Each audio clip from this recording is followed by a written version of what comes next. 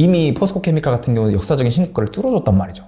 과연 그 다음 뭐가 수혜를 받을까? 앞으로는 그 흐름을 그대로 바통 터치 이어받을 수 있는 게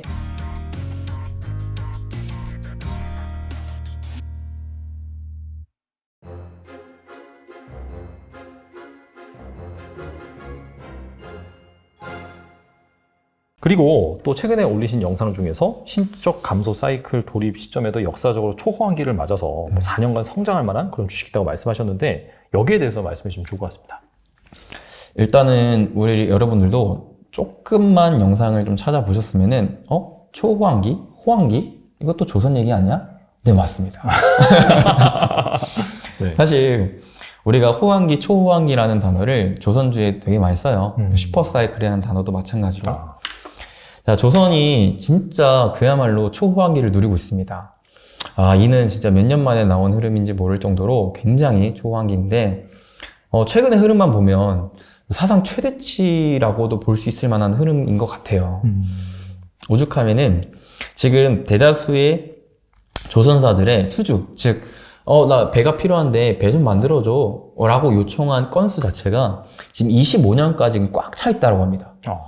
배를 진짜 없어 못 만들 지경이라고 하는데 오죽하면 지금 26년치 수주도 최근에 계속 나오고 있다. 그러면 현재 22년인데 26년이면 지금 4년치 물량이 계속해서 확보되고 있는 모습이라고 볼 수가 있겠거든요. 그렇겠네요. 그죠?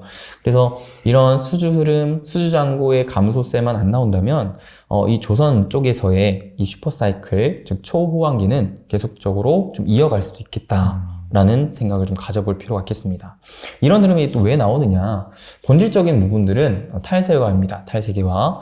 아무래도 유럽이 러시아 전쟁 이후로 기존에 러시아에게 수입을 하던 화석연료 에너지원들을 수입을 점진적으로 좀 중단하겠다라고 얘기를 하면서 유럽 자체적으로 신재생 에너지에 대한 인프라를 확보하려고 400조를 투자를 한 것뿐만 아니라 그 신재생 에너지를 투자한다고 해가지고 내가 당장에 그 전기 에너지를 쓸 수 있는 건 또 아니니 당장 1, 2년 내에 시급하게 기존에 러시아에게 수입했던 에너지를 다른 쪽에서 수입을 해와야 된다는 거거든요.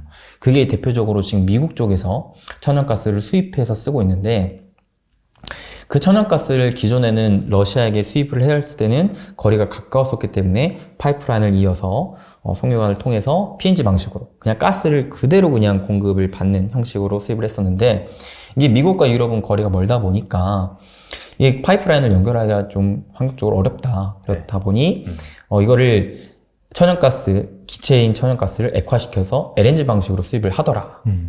그러다 보니까 이 LNG를 운반해야 되는 이 조선 쪽에서의 LNG 선 수요가 계속해서 지금 늘어나고 있는 상황인 거죠. 여기에 지금 카타르 대규모 발주까지도 겹쳐지면서 특히나 조선 쪽에서도 LNG 쪽에 대한 선박 수요가 자꾸 많아지고 있는데 이런 부분들을 또 올해 내년에 한번 가속화시킬 수 있을 만한 또 트리거 이슈가 또 뭐가 있냐면 전 세계적으로 코로나 터지기 전부터도 계속 이 탄소 중립, 즉 전 세계적인 친환경 기조가 계속 자리를 잡고 있었단 말이죠. 이런 부분들이 시간이 지나면 지날수록 점점 그 환경 규제에 대한 부분들이 강화되고 있었는데 이런 게 육상에서 뭐 내연기관차를 이제는 판매 중단하고 전기차로 전환해야 된다라는 것뿐만 아니라 해양에서도 이러한 해양 환경 규제 강화 움직임이 나고 있었다라는 겁니다. 근데 기존에서는 아무래도 초기 단계였다 보니까 그래 기존에 너네가 쓰고 있던 선박을 그래 쓰게 해줄게. 대신에 너네가 배를 새로 만들 때는 우리가 만들어놨던 이 규제에 따라서 만들어야 돼. 친환경적으로 만들어야 돼. 라고 했었는데 점차 시간이 지나다 보니까 야 2023년부터는 기존의 선박들도 우리가 좀 관여를 하기 시작할 거야. 그러니까 너네가 특히 노후화된 선박들 있지. 2008년도 때 조선의 슈퍼사이클 때 너네 배 많이 만들었잖아. 그 배가 지금 노후화되면서 매연가스, 막 이산화탄소 자꾸 배출하고 있다 보니 이 선박들 이제 우리가 규제하기 시작한다. 그러다 보니까 최근 들어서 이 노후화된 선박에 대한 교체 수요까지 지금 겹쳐지는 상황이거든요. 그래서 여러모로 친환경 선박, LNG 운반선 내지는 LNG 추진선에 대한 좀 수요가 늘어나고 있는 상황이다 보니 여러분들이 조선만큼은 계속해서 주목을 좀 해봐도 좋겠다. 아까 말씀드렸다시피 환율이 1,400원 위로 올라오는 이런 국면에서도 이 고환율 기조의 수혜를 받을 수 있을 만한 수출주이고, 그 다음에 기존에 조선주가 이렇게까지 수주를 많이 따내는데 주가가 크게 못 올라갔었던 요인이 있었거든요. 계속 박스권에 갇혀 있었거든요. 네네. 분명히 이렇게 초호황기 때문에 하방은 시장이 빠져도 막 받쳐주고 있긴 하지만 반대로 시장이 반등을 줄 때 이 박스권 상단을 돌파를 해줬으면 좋겠는데 돌파를 못 해줬단 말이죠. 원인을 보니까 기존에 배를 만들려면은 아무래도 철강 쪽에서 후판을 떼왔어야 되는데 그 가격이 인플레이션 때문에 너무 비싸져 있어서 배를 만들어도 이게 사실상 남는 게 많이 없더라. 근데 중요한 건 후판 가격이 올해 상반기부터 해서 계속 하락 안정세를 보여주고 있습니다. 그러다 보면 슬슬 하반기부터는 조선에 있어서 좀 이익 개선 움직임을 좀 기대할 수 있지 않을까? 이번 시장이 반등이 또 언제 나올지 모르겠지만 그 반등 구간대에 조선주가 이 박스권 상단을 돌파하는 시도를 한번 보여줄 수 있지 않을까라고 또 생각을 할 수가 있겠죠. 그리고 이 조선에 있어서 가장 핵심 포인트는 LNG라고 말씀드렸습니다. 그리고 LNG에 있어서 또 중요한 포인트는 뭐냐면 LNG를 즉 천연가스를 기체에서 액체 상태로 보관해서 운반을 해줘야 돼요. 그러면 액체 상태로 보관을 하려면 뭐가 중요하냐면 극저온 상태로 보관을 해야 됩니다. 그래서 이 통에 보냉제를 감싸서 단열을 해가지고 보호를 해야 되거든요. 그래서 우리나라의 그 보냉제를 만들 수 있는 대표적인 업체가 크게 두 개가 있어요. 한국화분, 동성화이태. 얘네도 사실 조선의 그러한 초호황기에 맞춰서 주가 흐름이 나쁘지 않아요. 근데 얘네도 이 박스권에 계속 갇혀 있습니다. 근데 얘네도 제가 봤을 때 하반기 이후로부터는 증시에 단기 반등 장세가 나온다면 좀 기대를 걸어볼 수 있을 만한 게 이 보냉제를 만드는 원자재가 되는 이 소재 가격이요. 올해 한 4월에서 6월 정도부터 얘 또한 하락 안정세를 좀 보여주고 있다고 합니다. 그러다 보면 기존에는 얘가 만들어도 매출을 크게 냈었지, 영업이익을 크게 냈었지 못했는데 영업이익 개선 흐름세가 좀 나올 수도 있겠다. 그리고 이 두 업체가 지금 또 계속 고민을 하고 있는 게 이렇게까지 좀 수요가 많아지고 있는데 우리 증설 한번 할까? 이런 지금 논의가 나오고 있거든요. 아직 막 분명하게 발표를 하지 않았는데 두 업체 모두 현재 인플레이션 경기 침체가 겹쳐지는 국면에서 그래도 튼실한 재무 구조와 영업이익을 가져가고 있는 기업이기 때문에 증설을 할 수 있을 만한 체력은 된다. 그래서 이런 이슈가 뜬다면 충분히 또 부각을 받을 수 있을 만한 기업이기 때문에 여러분들 잘 또 공부해 보시면 좋을 것 같다는 생각을 갖고 있습니다. 네. 사실 업황이 좋은데 주가가 제대로 가지 못했던 이유가 방금 말씀하신 이 원자재 가격 상승 때문에 영업 마진 쪽에서 좀 갉아먹는 이슈가 있었는데 방금 말씀하신 것처럼 지금 하향 안정화되고 있으니까 뭐 조만간 이제 발표는 3분기 실적이라든지 4분기 실적 뭐 이런 것들을 봤을 때 확실히 좀 그런 개선 흐름이 나온다면은 들어가는 것도 괜찮겠네요. 그렇죠.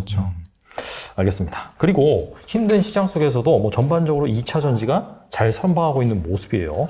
그래서 현 상황에서 혹시 뭐 주목하고 계신 주식이 있는지 궁금합니다. 저는 뭐든 간에 투자를 할 때 순서가 있어요. Why하고 What이라고 해가지고 이게 왜 이렇게 되고 있지?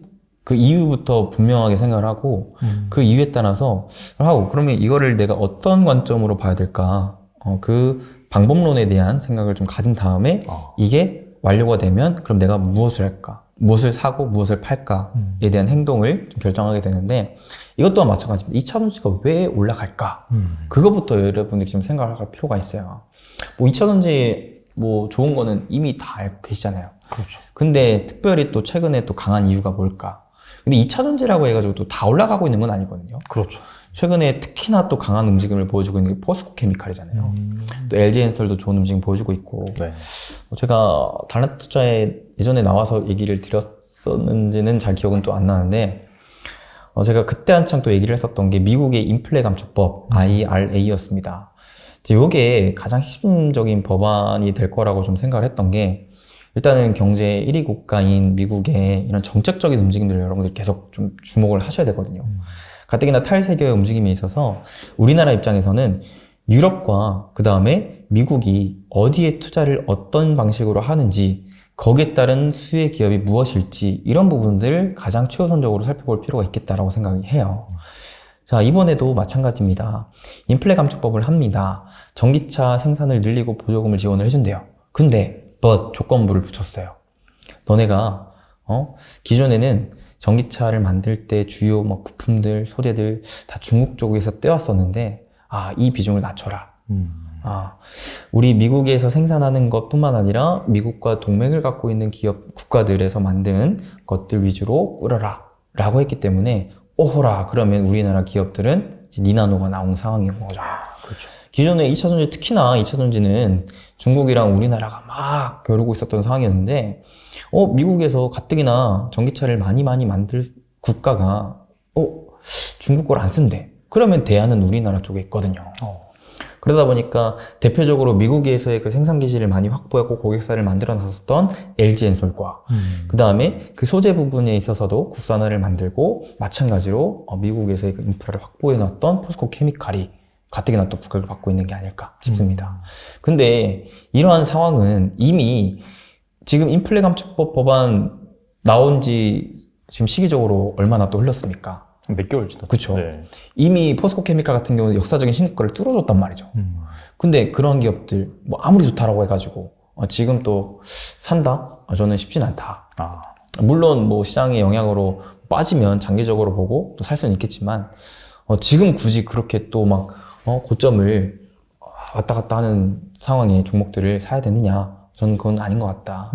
그 다음의 스텝을 좀 생각을 하셔라. 그 다음. 과연 그 다음은 뭐가 수혜를 받을까? 그 다음은.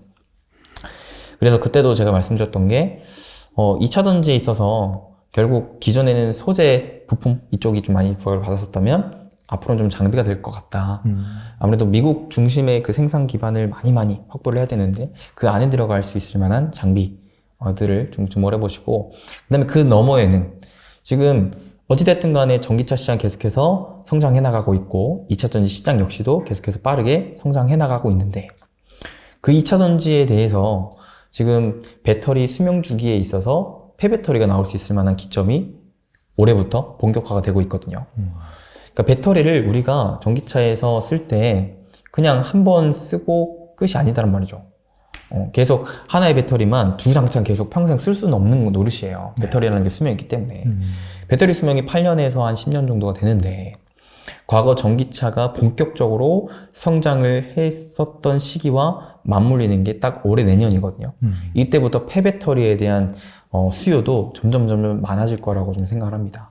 그래서 여러분들이 과거에는 2차 전지, 진짜 이것만큼 좋은 성장 산업이 없다 라고 생각을 하셨다면 앞으로는 그 흐름을 그대로 바통 터치 이어받을 수 있는 게 폐배터리라고 생각하시고 이 폐배터리 산업부들을 계속해서 공부하시면서 좋은 기업들을 좀 잘 발굴해 나가시면 좋을 것 같습니다.